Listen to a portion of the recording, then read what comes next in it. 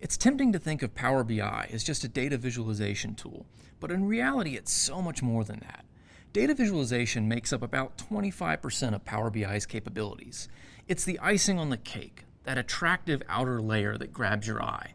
But what's underneath that icing? A whole lot more. Specifically, there's the cake itself with its combination of raw ingredients, the filling between the layers, and the process of baking, which gives it the structure to stand up on its own. This is the part of Power BI that your audience may never see, but it's the most important part. That underlying form or structure in our case is called the data model.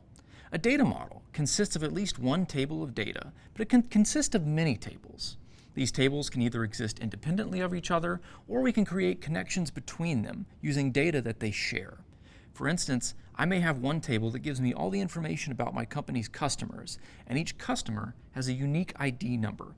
At that same time, I may have another table that gives me all the purchases the customers have made, and that purchase table also includes each customer's unique ID number.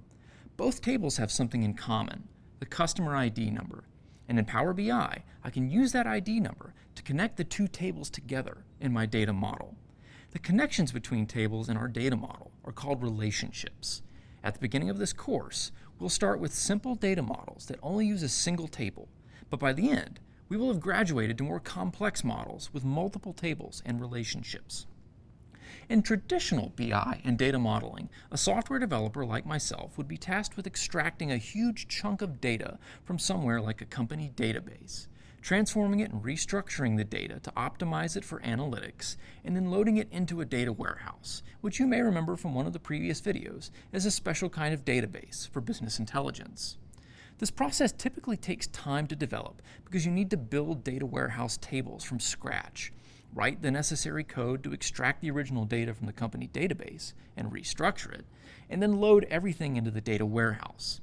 The software developer who does this needs to be well trained on databases and data integration systems to make it work. These projects can take weeks, even months, to complete. One of the reasons Power BI is so popular and easy to use is that it shortcuts the data modeling process and puts these capabilities into the hands of people who aren't software developers. With the right training in Power BI, you don't need to wait on developers to go through all that elaborate engineering.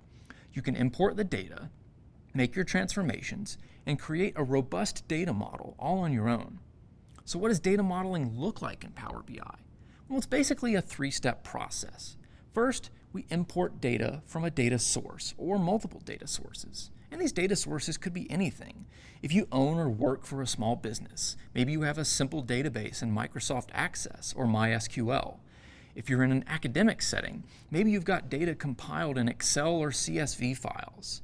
If you're working for a large enterprise, you might have a plethora of systems, like a huge relational database in Oracle that contains your finance and administration data, a SQL Server database containing your compliance data, plus your customer data is in Salesforce, while you're also getting technical monitoring data from a vendor's web API. Regardless of your business or work needs, Power BI can help. Power BI comes with dozens of connectors that allow you to connect to almost any data source you can think of. Second, we have the ability to transform our data by cleaning it up, joining different data sources together, aggregating them, and even completely restructuring them.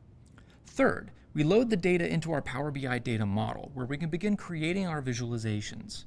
Most of the data modeling process happens inside a tool called Power Query, which is included with Power BI Desktop. Power Query is also included in Microsoft Excel.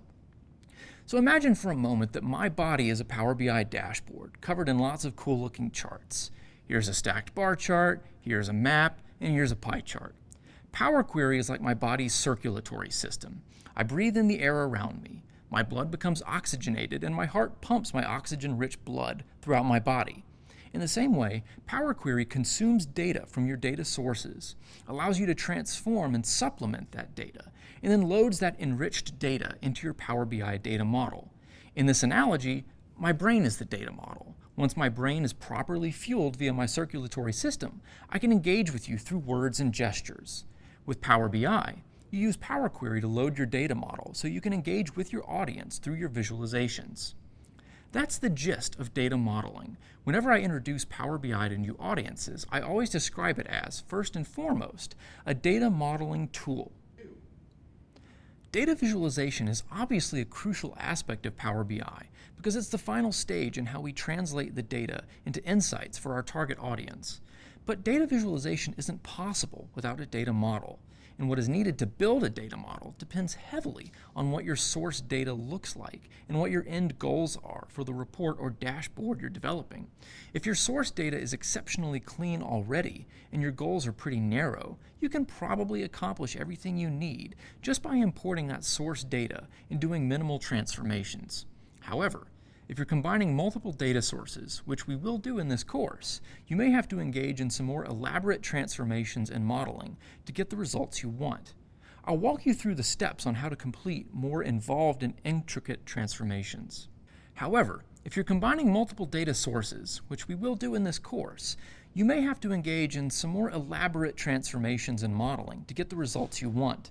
I'll walk you through the steps on how to complete more involved and intricate transformations.